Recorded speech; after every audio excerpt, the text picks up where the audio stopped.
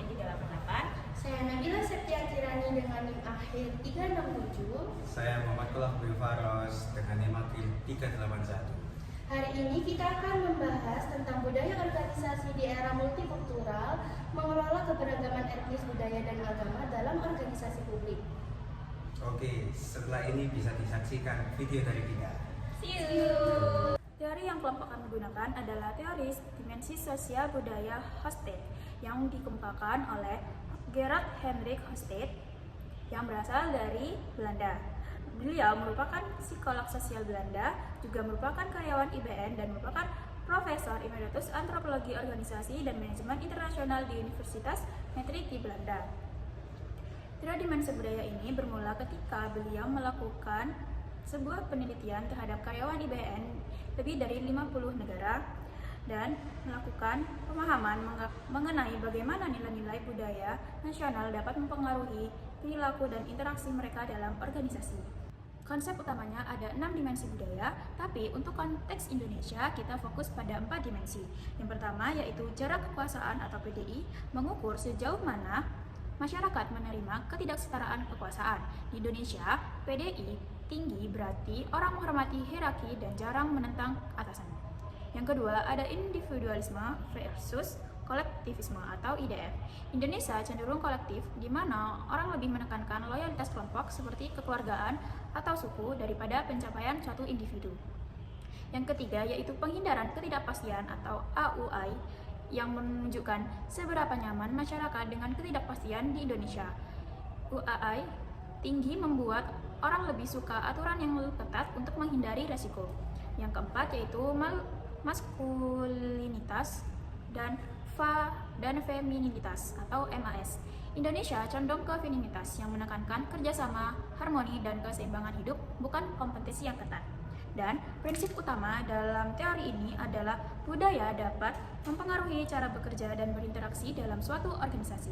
Selanjutnya yaitu kaitan teori dengan praktik dalam organisasi publik dan contoh nyata yang ada di Indonesia. Teori Hofstede memberikan lensa yang kuat untuk melihat praktik di organisasi publik Indonesia yang secara inheren bersifat multikultural dan biokratif.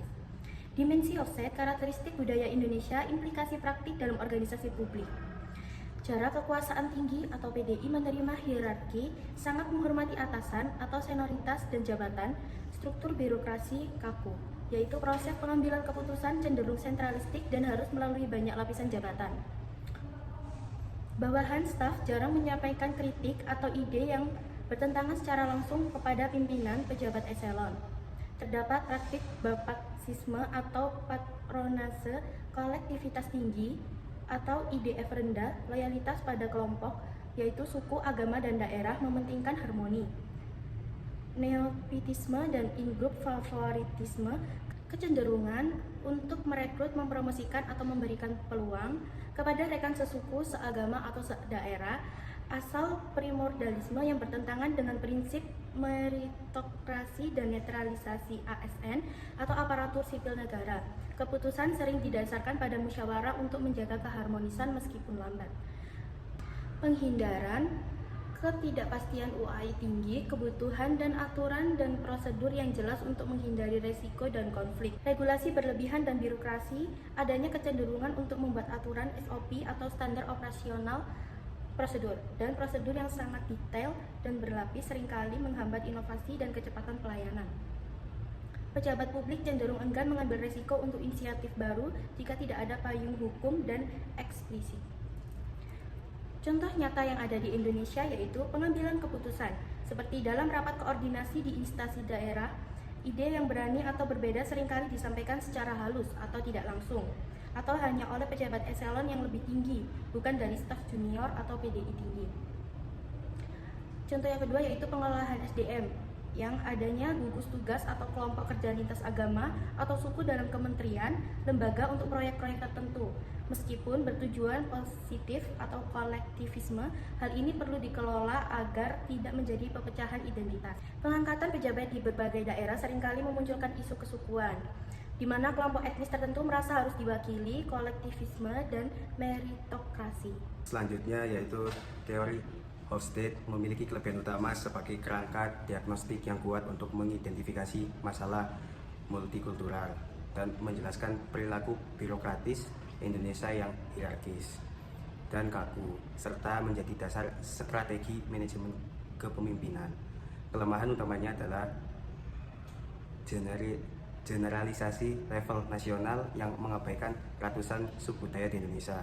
Sifatnya yang statis sehingga kurang menangkap perubahan budaya dan mengabaikan variabel internal. Relevansi saat ini terletak pada pemahaman tantangan hierarki versus inovasi dan risiko atau aset dari identitas kelompok. Teori ini krusial untuk mengelola konflik nilai dasar dan memperluas kolektivisme menjadi kolektivisme institusi negara. Lalu kesimpulan pada teori ini yaitu budaya organisasi di organisasi publik Indonesia sangat dipengaruhi oleh budaya nasional yang cenderung hierarkis, kolektivitas, dan cenderung menghindari ketidakpastian. Meskipun nilai kolektivitas dan harmoni dapat menjadi modal sosial yang kuat, dimensi hierarkis dapat penghindaran ketidakpastian seringkali menjadi penghalang bagi meritokratis, inovasi, dan manajemen keberagaman yang inklusif. Pengelolaan keberagaman etis, budaya, dan agama harus berfokus pada penggeseran loyalitas dari kelompok primer ke loyalitas institusi publik berdasarkan nilai-nilai universal yang inklusif. Selanjutnya yaitu rekomendasi atau ide pengembangan organisasi publik berdasarkan teori. Untuk mengelola keberagaman dan mengembangkan organisasi publik agar lebih efektif, rekomendasi perlu menargetkan pergeseran nilai pada dimensi PBI, IDF, dan UAI tanpa menghilangkan aspek positif kolektif di Indonesia. Yang pertama yaitu merestrukturisasi jarak kekuasaan atau menurunkan PDI. Ide pengembangannya yaitu implementasi kepemimpinan situasional dan empowerment staff. Praktiknya yaitu menerapkan program speak up culture yang menjamin anonimitas atau saluran resmi bagi staf junior untuk memberikan masukan kritis atau inovatif tanpa takut sanksi. Contohnya yaitu pemimpin. Pejabat eselon secara aktif mengadakan sesi town hall atau sprint review di mana ide-ide dinilai berdasarkan kualitas bukan jabatan penyampaian atau idea meritokrasi. Yang kedua yaitu memperluas lingkup kolektivisme atau memperkuat inklusi. Ide pengembangannya yaitu menggeser loyalitas primer ke organisasional kolektivisme, yaitu praktik mengembangkan nilai-nilai inti organisasi yang bersifat universal dan melampaui identitas suku dan agama, misalnya integritas, profesionalisme, dan sinergi, dan menjadikannya kriteria utama dalam rekrutmen, penempatan, dan promosi. Contohnya yaitu melaksanakan rotasi dan mutasi silang wilayah atau etnis secara periodik untuk pejabat publik, sehingga loyalitas terbangun pada institusi negara, NKRI, dan fungsinya bukan pada etnis atau daerah asal semata. Selanjutnya, mendorong calculated risk taking.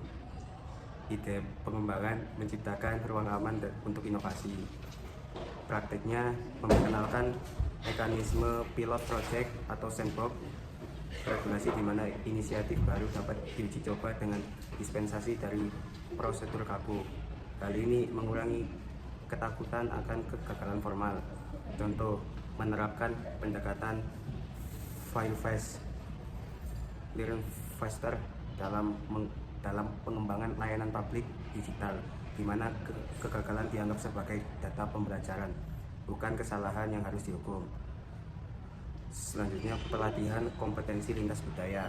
Ide pengembangan pelatihan sensitivitas budaya dan komunikasi lintas budaya. Praktik melatih seluruh pegawai publik, terutama manajer, tentang cara berkomunikasi yang efektif dan non-diskriminatif, memahami high context communication ala Indonesia, serta mengelola konflik berbasis identitas. Contohnya, menggunakan simulasi kasus multikultural dalam diklat kepemimpinan untuk melatih pengambilan keputusan yang adil dan inklusif di tengah tekanan primordialisme. Cukup sekian dari kelompok kami, sedikit pantun juga dari kelompok kami. Hantu tutumit pergi berlari, Cakep! tidak terasa, tidak tersentuh. Cakep! Mohon pamit undur diri. Wassalamualaikum warahmatullahi wabarakatuh. Dadah!